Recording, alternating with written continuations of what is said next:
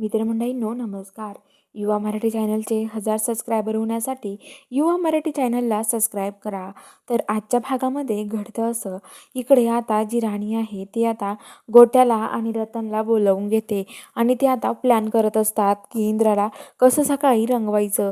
आता त्यांचा प्लॅनिंग चालू असतो. राणी त्यांना सगळा प्लॅन सांगते. तर ते म्हणतात राणी ठीक आहे, आम्ही सगळं काही तसंच करूयात असं ती म्हणते. आता इकडं जे हे आहेत आता लगेच उर्मिला विक्रांत आणि ते उर्मिला खूप चिडलेली असते आणि ती म्हणते की काय रे, तुझ्या घरच्यांनी मला कामवाली बनवून ठेवलं आहे का? मला नुसतं काम सांगता येते. अरे काही कळतं की नाही? तुझे वडील सुद्धा 15 वर्षांनी आले, 16 वर्षांनी आले आणि काय रे त्यांना काय कळतं आहे? अरे त्यांना काही समजतं की नाही? नुसते काम सांगतात ते सगळ्यांना. आणि हे बघ, त्यांनी काय आपल्याला कामाला बनवून ठेवलं आहे का? नक्की नाही ते कुठं होते, काय होते हे आपल्याला त्यांच्याविषयी काहीच माहिती नाही आहे आणि आपण काही त्यांच्याविषयी माहिती पण काढलेली नाही आहे.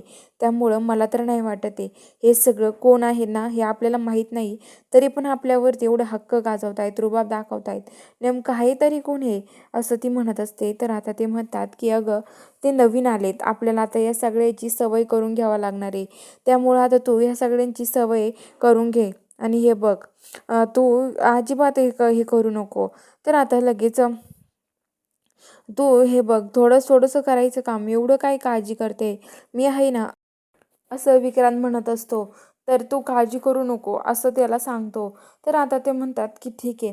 तर आता लगेच इकडं जी उर्मिला आहे ती खूप चिडलेली असते. ती म्हणत असते की खरंच असं आहे ना माझ्यासोबत नको व्हायला. मला तर खूप राग येतोय. तुला काय माहिती रे? तुला काय वाटतं हे सगळं असंच असेल का? अरे तुला नाही माहिती खरंच कसे वागतायत माझ्यासोबत. मला नाही आवडत एवढे सगळे काम करायला. त्यांना आपण यासाठी काढून दिलं का? आपण यासाठी त्यांना घराबाहेर काढून दिलेलं आहे का?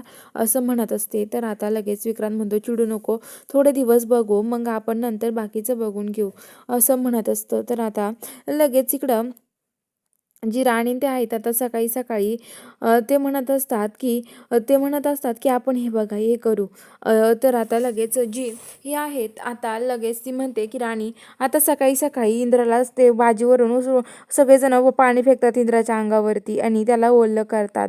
तर आता लगेच ते ओलं झाल्यावरती आता लगेच तो म्हणतो की मला का ओलं करताय तुम्ही? तर आता लगेच ते म्हणतात की हे बघा तुमच्या अंगावर आम्हाला राणीने कलर नाही मारायला लावला.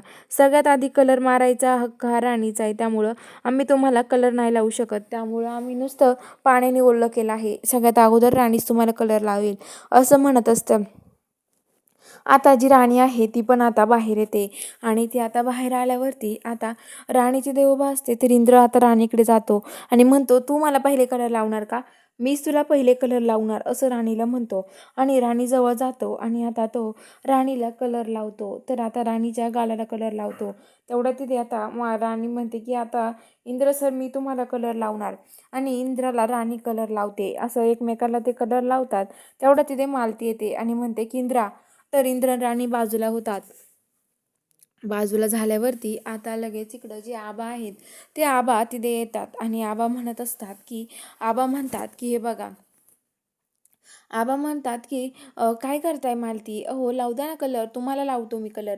आणि मालतीला आता तो कलर लावतो आणि आता मालतीला कलर लावतो तो आबा लावते कलर आणि मालती आबांना कलर लावत नाही. ते आबा म्हणतात मला कलर नाही लावणार का तुम्ही मालती? तर मालती म्हणते नाही लावणार आणि ते कलर लावतच नाही. तर आता ती राग करत जाते आणि आबा म्हणतात तुम्ही सगळे कलर खेळा, मी मालतीला कसं मनवायचं बघतो असं म्हणतात. तर इकडं राणी संध्याकाळी इंद्राला म्हणते की डोळे झाका आणि त्यासाठी गिफ्ट घेऊन येते. तर बघूया आता पुढील भागात काय घडणार आहे. बघायला चॅनलला सबस्क्राईब करा.